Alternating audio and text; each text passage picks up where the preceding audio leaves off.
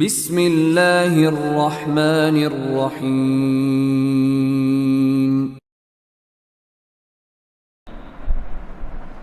والصلاة والسلام على رسوله الكريم وعلى آله وصحبه أجمعين وأشهد أن لا إله إلا الله وأشهد أن محمدا عبده ورسوله. سابقہ درس میں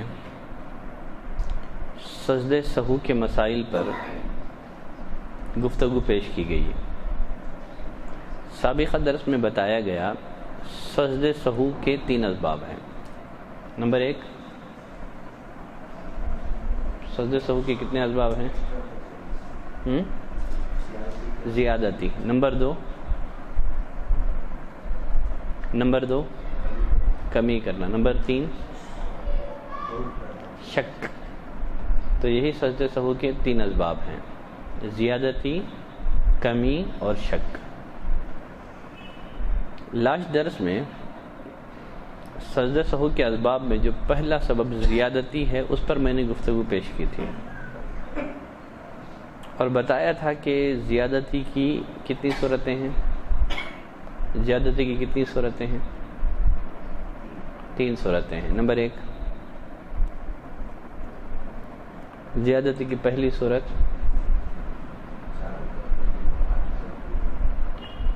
آدمی 5 رکعت نماز پڑھ لے، آدمی 1 رکعت کا اضافہ کر دے، سہون، عمدن نہیں ہے بلکہ سہون 1 رکعت کا اضافہ کر دے، کہ کسی ایک رکن کا اضافہ کر دے. یہ کیا ہے؟ نماز میں زیادتی ہو گئی. اس کے علاوہ دوسری شکل،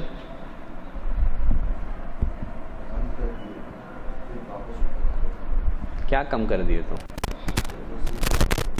نماز کے رکن کو کم کرنا. کیا ہے؟ نماز کے رکن کو کمی کرنے والا کمی نہیں کر رہا ہے بلکہ حقیقتاً میں وہ زیادتی کر رہا ہے. نمبر 3، نماز مکمل ہونے سے پہلے سلام پھیرنے والا یہ نماز میں کمی نہیں کر رہا ہے بلکہ زیادتی کر رہا ہے. ٹھیک ہے، یہ 3 صورتیں میں بتا چکا ہوں. آج کے درس میں سجدہ سہو کے اسباب میں جو دوسرا سبب ہے کمی، اس پر میں گفتگو کروں گا. کمی کی صورت میں صلاۃ میں نماز میں جو نقص پیدا ہوتا ہے اس کی 2 صورتیں ہیں. کمی کی صورت میں نماز میں جو نقص پیدا ہوتا ہے اس کی 2 صورتیں ہیں. نمبر 1، مستحبات کو ترک کرنے کی وجہ سے نماز میں پیدا ہونے والا نقص. کسے؟ مستحبات کو، واجبات نہیں ہے بلکہ مستحبات کو، سنتوں کو ترک کرنے کی وجہ سے نماز میں پیدا ہونے والا نقص. اس صورت میں سجدہ سہو نہیں ہے. اگر کوئی آدمی صلاۃ کی سنتوں میں سے کسی سنت کو ترک کر دے، واجبات نہیں ہے بلکہ سنتیں، مستحبات ترک کر دیں، تو اس صورت میں سجدہ سہو واجب نہیں ہے. مثال کے طور پر دعائے استفتاح، یہ سنت ہے، کسی نے دعائے استفتاح کو بھولے سے چھوڑ دیا، رفع الیدین آدمی بھولے سے ترک کر دیا، تب اس صورت میں رفع الیدین، تب اس صورت میں سجدہ سہو نہیں کیا جائے گا. مستحبات کو ترک کرنے کی صورت میں نماز میں جو نقص اور کمی پیدا ہوتی ہے یہاں سجدہ سہو نہیں کیا جائے گا. اگر کوئی کرتا ہے تو تب بھی اس کی گنجائش ہے. اگر کسی آدمی کی عادت تھی وہ کسی سنت پر اہتمام کے ساتھ عمل کرتا رہا ہو، کبھی بھولے سے اس سنت کو ترک کر دیں، تو اس سنت کو ترک کرنے کی وجہ سے نماز میں جو کمی واقع ہوئی ہے اگر اس کی بھرپائی کے لیے کوئی سجدہ سہو کرنا چاہے تو کر سکتا ہے، لیکن یہاں واجب نہیں ہے. سجدہ سہو نہیں بھی کرے گا تو اس کی نماز ہو جائے گی، نماز میں کچھ بھی خلل نہیں ہے. ثواب میں تو کمی ہوگی.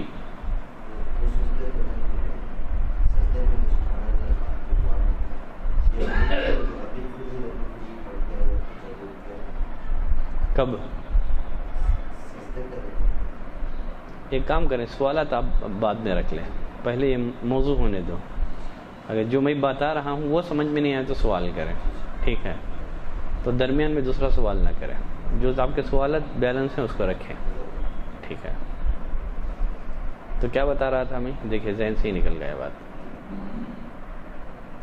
مستحبات کو، سنتوں کو چھوڑنے کی وجہ سے نماز میں جو نقص پیدا ہوتا ہے وہاں سجدہ سہو نہیں کیا جائے گا، وہاں سجدہ سہو کرنا ضروری نہیں ہے، فرض نہیں ہے۔ کسی نے رفع الیدین ترک کر دیا یا پھر اسی طرح دعا استفتاح کسی نے چھوڑ دیا، تب یہاں سجدہ سہو نہیں ہے، ٹھیک ہے مسئلہ؟ نمبر 2، فرائض اور واجبات کو ترک کرنے کی وجہ سے نماز میں جو نقص پیدا ہوتا ہے یہاں سجدہ سہو کیا جائے گا۔ فرائض اور واجبات کو ترک کرنے کی وجہ سے، یہ سہون ہے، عمدن تو کرتا ہے تو اس کی نماز نہیں ہوگی، سہون اگر کوئی آدمی نماز کے فرائض یا نماز کی کسی واجبات کو چھوڑ دے سہون، بھولے سے، تب یہاں کیا کیا جائے گا؟ سجدہ سہو کیا جائے گا۔ جیسے مثال کے طور پر یہ جو درمیانی تشہد ہے یہ واجب ہے، یہ درمیانی تشہد واجب ہے، یہ رکن نہیں ہے بلکہ یہ واجب ہے۔ اگر کوئی آدمی بھولے سے درمیانی تشہد چھوڑ دے تب اس صورت میں سلام سے پہلے سجدہ سہو کیا جائے گا۔ میں بتا چکا ہوں، زیادتی کی صورت میں سلام کے بعد، کمی کی صورت میں سلام سے پہلے، کمی کی صورت میں سلام سے پہلے۔ عبداللہ بن بحینہ رضی اللہ تعالیٰ عنہ فرماتے ہیں ان النبی صلی اللہ علیہ وسلم صلی بهم الظہر فقام فی الرکعتین الاولیین لم یجلس۔ نبی کریم صلی اللہ علیہ وسلم نے ظہر کی نماز پڑھائی، 2 رکعتوں کے بعد بیٹھنے کے بجائے آپ تیسری رکعت کے لیے کھڑے ہو گئے، یعنی درمیانی تشہد آپ نے نہیں کیا۔ فقام الناس معہ، لوگ بھی آپ کے ساتھ کھڑے ہو گئے۔ حتی اذا قضى الصلاة، یہاں تک کہ جب نماز کمپلیٹ ہو گئی لوگ سلام کا انتظار کرنے لگے، کبرا، نبی کریم صلی اللہ علیہ وسلم نے اللہ اکبر کہا۔ وہو جالس، آپ بیٹھے ہوئے تھے، بیٹھے بیٹھے آپ نے اللہ اکبر کہا۔ فسجد سجدتین قبل ان یسلم، نبی کریم صلی اللہ علیہ وسلم نے سلام سے پہلے 2 سجدے سہو کیے۔ تو کمی ہو گئی تھی تو آپ نے سلام سے پہلے 2 سجدے سہو کیے۔ دیکھیں ایک مسئلہ ہے، اس کو اچھی طرح ذہن میں رکھیں۔ اگر امام درمیانی تشہد چھوڑ دیں بھولے سے، اس کی 2 صورتیں ہیں۔ کتنی صورتیں ہیں؟ اگر امام درمیانی تشہد چھوڑ دے بھولے سے، اس کی 2 صورتیں، یہ بہت اہم ترین مسئلہ ہے۔ پہلی صورت یہ ہے، بالکل سیدھا کھڑا ہونے سے پہلے اسے خود یاد آ جائے یا مقتدیوں کے یاد دلانے پر یاد آ جائے، ابھی سیدھا کھڑا نہیں ہوا تھا، دوسری رکعت کے دوسرے سجدے کے بعد بیٹھنا تھا، وہ کھڑا ہونا شروع ہو گیا، ابھی مکمل کھڑا نہیں ہوا تھا، یاد آ گیا ہے مجھے تو تشہد بیٹھنا ہے، وہ کیا کرے گا؟ تشہد میں بیٹھ جائے گا، یہاں سجدہ سہو کی ضرورت نہیں ہے، یہاں سجدہ سہو کی ضرورت نہیں ہے، واپس آ جائے گا۔ لیکن اگر کسی واجب کو چھوڑ کر کے آدمی کسی دوسرے رکن میں چلا گیا، یعنی مکمل طریقے سے کھڑا ہو گیا، مکمل طریقے سے کھڑے ہونے کے بعد اسے خود یاد آ جائے یا مقتدیوں کے یاد دلانے پر یاد آ جائے، تب واپس نہیں آئے گا، ویسے ہی نماز کنٹینیو کرے گا۔ ابھی کھڑا ہو رہا تھا، بیٹھ جائے گا، مکمل کھڑا ہو گیا امام، اس لیے کہ واجب کو ترک کر کے وہ آگے گیا ہے، وہ مکمل کھڑا ہو گیا تو پھر واپس نہیں آئے گا، ایسے ہی نماز کنٹینیو کرے گا، سلام سے پہلے 2 سجدے سہو کر کے سلام پھیر دے گا۔ مسئلہ واضح ہے؟ مسئلہ واضح ہے؟ چلیں اب دلیل دیکھ لیتے ہیں۔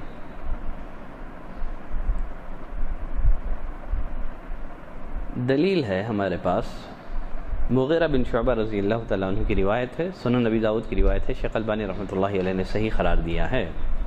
نبی کریم صلی اللہ علیہ وسلم نے فرمایا، اذا قام الامام فی الرکعتین، اگر امام 2 رکعتوں کے بعد کھڑے ہو جائے، فَإِن ذَكَرَ قَبْلَ أَن يَسْتَوِيَ قَائِمًا فَلْيَجْلِسْ، اگر مکمل کھڑا ہونے سے پہلے اسے یاد آ گیا تو واپس بیٹھ جائے گا. فَإِنِ اسْتَوَىٰ قَائِمًا، اگر وہ مکمل طریقے سے کھڑا ہو گیا، فَلَا يَجْلِسْ، نبی اکرم صلی اللہ علیہ وسلم نے فرمایا کہ امام یہاں نہیں بیٹھے گا، امام یہاں نہیں بیٹھے گا. پھر کیا کرے گا؟ وہ نہیں بیٹھے گا. وَيَسْجُدْ سَجْدَتَيْ السَّهْوِ، 2 سجدے سہو کر لے. عبداللہ ابن بحینہ فرماتے ہیں ان النبی صلی اللہ علیہ وسلم صلی، ایک دفعہ نبی کریم صلی اللہ علیہ وسلم نے نماز پڑھائی. فقام فی الرکعتین، 2 رکعت کے بعد آپ کھڑے ہو گئے. فسبحوا به فمضى، جب آپ مکمل طور سے کھڑے ہو گئے لوگوں نے لقمہ دیا، سبحان اللہ کہا، لیکن آپ بیٹھے نہیں. فمضى، آپ نے نماز جاری رکھی. فلما فرغ من صلاته سجد سجدتين، جب آپ مکمل نماز سے فارغ ہو گئے 2 سجدے کیا پھر سلام پھیرا، 2 سجدے کیا پھر آپ نے سلام پھیرا. واضح ہے؟ تو یہ مسئلہ بالکل واضح ہو گیا. اگر امام یا مقتدی یا تنہا نماز پڑھنے والا کسی واجب کو چھوڑ کر کے آگے بڑھنے سے پہلے یاد آ گیا تو واپس اس واجب کی طرف یاد آ گئے گا، لیکن اس واجب کو چھوڑ کر کے وہ آگے بڑھ گیا، دوسرے واجب یا دوسرے رکن تک پہنچ گیا ہے، تو پھر واپس آنے کی ضرورت نہیں ہے. ایک دفعہ سنن ترمذی کی روایت ہے اور مسند احمد میں بھی ایک روایت موجود ہے، صلی بنا المغیرہ بن شعبہ، ایک دفعہ مغیرہ بن شعبہ رضی اللہ تعالیٰ عنہ نے نماز پڑھائی. فلما صلی رکعتین قام ولم یجلس، 2 رکعتوں کے بعد بیٹھنا تھا، بیٹھے نہیں، کھڑے ہو گئے. فسبح به من خلفہ، پیچھے والوں نے سبحان اللہ کہا، لیکن تب بھی بیٹھے نہیں ہیں. ابھی مقتدی بیٹھ کچھ ہیں، یہ کھڑے ہو گئے ہیں امام صاحب، یہاں سبحان اللہ بول رہے ہیں سب لوگ.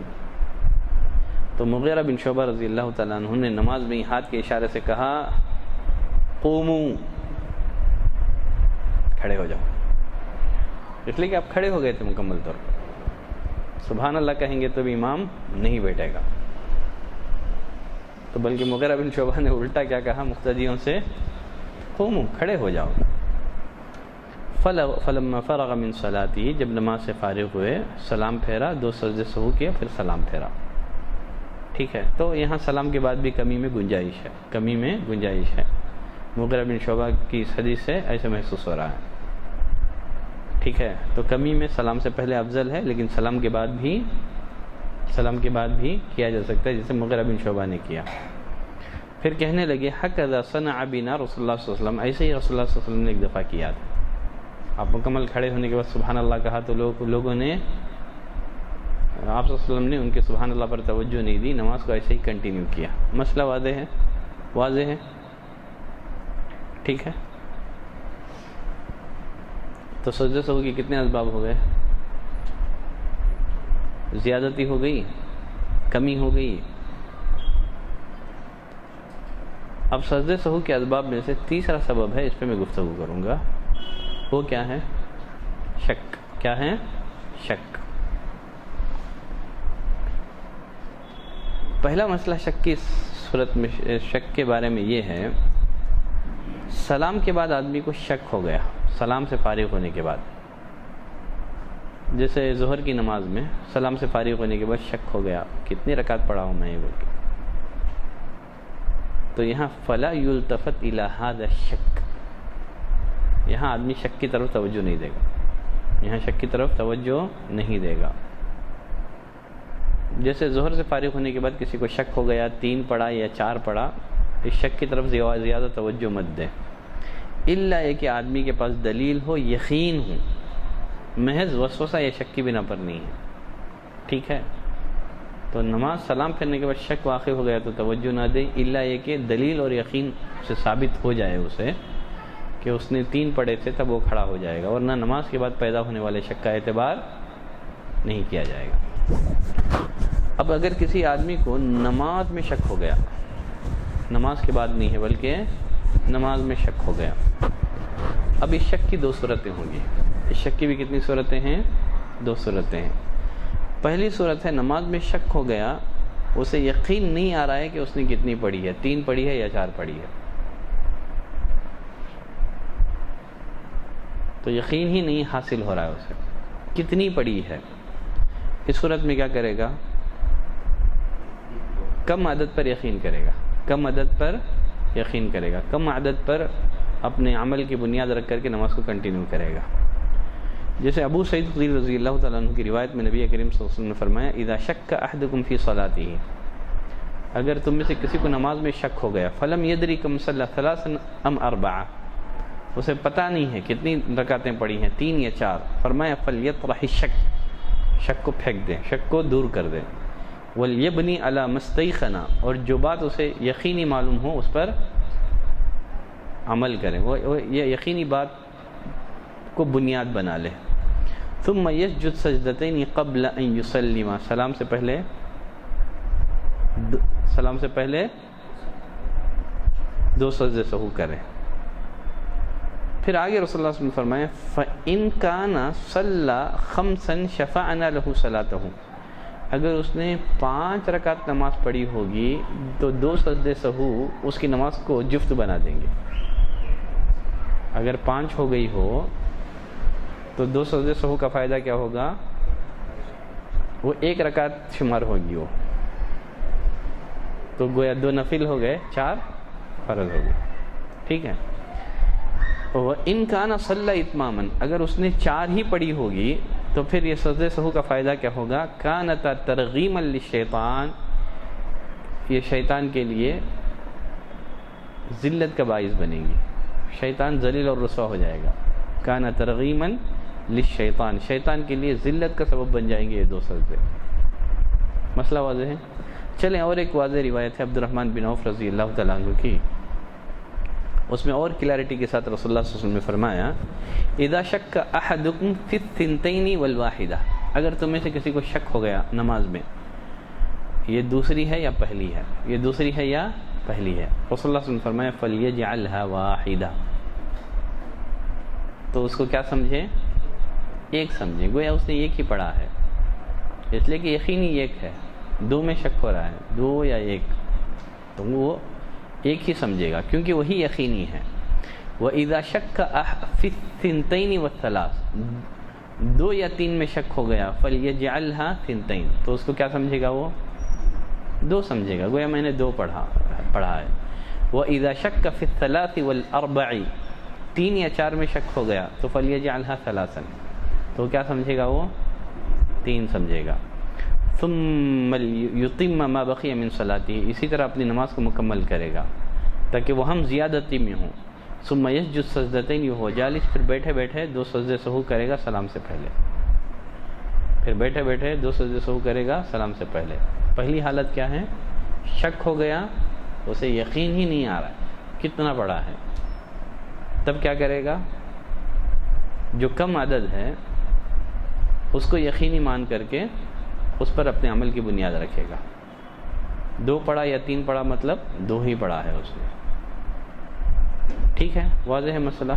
چلے دوسری صورت یہ ہے کہ آدمی کو شک ہوا لیکن غور و فکر کے بعد اسے یقین آ گیا، غور و فکر کے بعد اسے یقین آ گیا، میں نے 3 پڑھا ہے یا 4 پڑھا ہے، یقین حاصل ہو گیا، تب اس صورت میں وہ اپنے پختہ خیال کو بنیاد بنا کر کے نماز مکمل کرے گا اور آخری میں 2 سجدے سہو کر لے گا، یہاں سلام کے بعد، وہاں سلام سے پہلے، یقین ہی نہیں آ رہا ہے تو سلام سے پہلے شک ہوا، یقین آ گیا، بہت حد تک اسے یقین آ گیا، تب بھی اس حکم دیا گیا ہے کہ یہاں بھی کیا کر لیں؟ سلام کے بعد 2 سجدے سہو کر لیں۔ دلیل عبداللہ بن مسعود رضی اللہ تعالیٰ عنہ بیان کرتے ہیں ان نبی صلی اللہ علیہ وسلم صلی، ایک دفعہ نبی کریم صلی اللہ علیہ وسلم نے نماز پڑھائی، فزادہ و نقص، کم کیا یا زیادہ کیا، راوی کو شک ہو گیا۔ فلما سلم، جب آپ نماز سے فارغ ہو گئے، آپ سے کہا گیا احدث فی الصلاۃ شیء، اللہ کے رسول، کیا نماز میں کوئی نیا حکم آیا ہے؟ آپ نے پوچھا وماذا، کیا ہوا؟ لوگوں نے بتایا آپ نے تو ایسے ایسے نماز پڑھی ہے۔ فثنى رجلیہ، تب نبی کریم صلی اللہ علیہ وسلم نے اپنے پیروں کو موڑا، واستقبل القبلہ، اور اپنا منہ قبلے کی طرف کیا، وسجد سجدتین، پھر آپ نے 2 سجدے کیے، ثم سلم، پھر سلام پھیرا، ثم اقبل علینا بوجہہ، پھر آپ ہماری طرف متوجہ ہوئے، قال، آپ نے فرمایا، انہ لو حدث فی الصلاۃ شیء لنبأتکم بہ، اگر نماز میں کوئی نیا حکم آیا ہوتا تو میں ضرور آپ کو بتاتا، کوئی نیا حکم نہیں آیا ہے۔ پھر آپ نے فرمایا بات یہ ہے، انما انا بشر مثلکم، میں تمہارے جیسا انسان ہوں، انسا کما تنسون، جیسے تم بھولتے ہو میں بھی بھول جاتا ہوں، فاذا نسیت فذکرونی، میں بھول جاؤں تو تم مجھے یاد دلا دینا۔ پھر آگے رسول اللہ صلی اللہ علیہ وسلم نے فرمایا وَإِذَا شَكَّ أَحَدُكُمْ فِي صَلَاتِهِ، جب تم میں کسی کو اپنی نماز میں شک ہو گیا، فَلْيَتَحَرَّ الصَّوَابَ، وہ درست بات سوچ لے، وہ درست بات سوچ لے، فَلْيُتِمَّ عَلَيْهِ، پھر اسی طرح کیا کریں، اپنی نماز کو مکمل کریں۔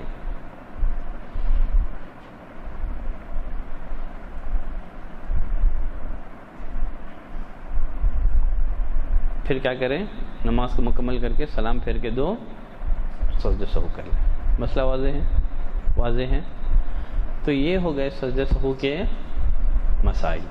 تو سجدے سہو کے 3 اسباب ہیں۔ پہلا سبب زیادتی ہے، زیادتی کی صورت میں سلام کے بعد سجدے سہو کیا جائے گا، اور دوسرا سبب ہے کمی کی صورت میں سلام سے پہلے سجدے سہو کیا جائے گا۔ شک کی صورت میں کب کریں گے سجدے سہو؟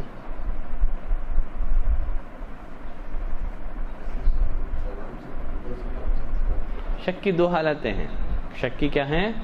2 حالتیں، شک ہوا یقین ہی نہیں ہوا، شک ہوا یقین نہیں آ رہا ہے تب سلام سے پہلے، شک ہوا یقین آ گیا تب سلام کے بعد۔ واضح ہے؟ سمجھ گئے ہیں سب مسئلے؟ ٹھیک ہے۔ یہاں ایک مسئلہ یہ ہے، امام سے غلطی ہوئی، اس غلطی میں مقتدی نہیں تھا، مقتدی بعد میں آیا، یا اس کی 1 رکعت چھوٹ گئی تھی۔ اب امام سجدے سہو کرے گا، اب یہ مقتدی کیا کرے گا؟ وہ سجدے اگر سلام سے پہلے ہو تو ہر حال میں امام کی اقتداء کرے گا، سلام کے بعد ہو تو پھر وہ اپنی بقیہ رکعت کو پورا کرنے کے لیے کھڑا ہو جائے گا۔ اگر اس غلطی میں امام کے ساتھ وہ بھی شامل ہوا ہوگا تو پھر یہ بھی کیا کر لے گا؟ سجدے سہو کر لے گا۔ مسئلے واضح ہیں؟ اب آپ کے سوالات ہو اس موضوع سے ریلیٹڈ پوچھ لیں۔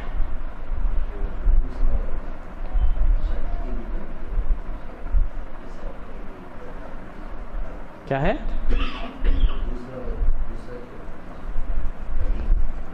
کمی کیا ہے؟ ہاں، استفتاح کی دعا ہے، ٹھیک ہے، چھوڑ دیے تم۔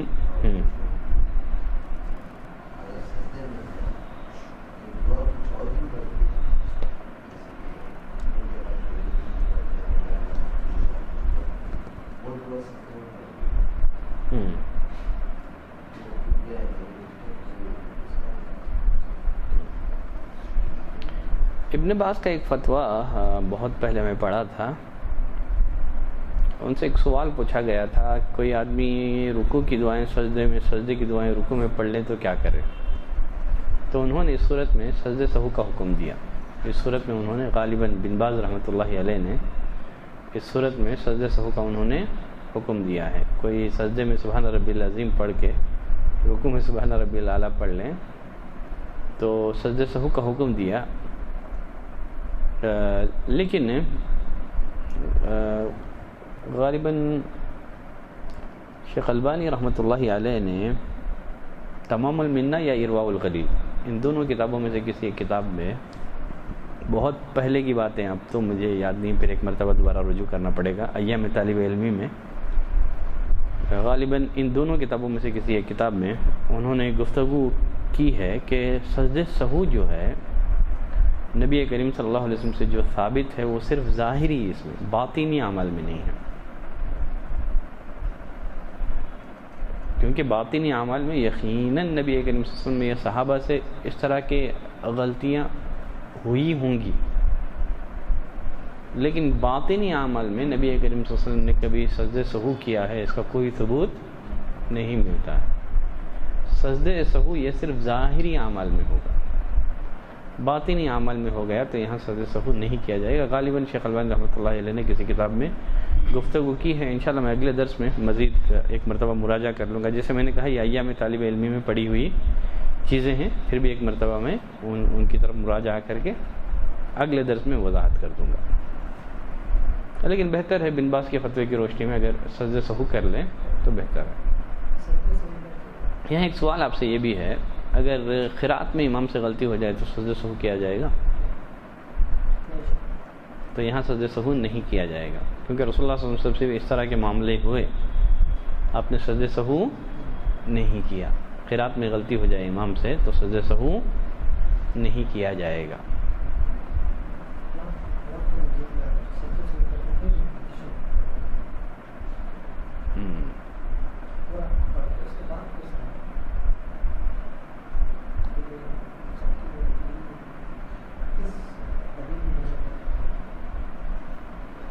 کوئی واضح دلیل ان کے اس عمل کی مجھے نہیں ملی،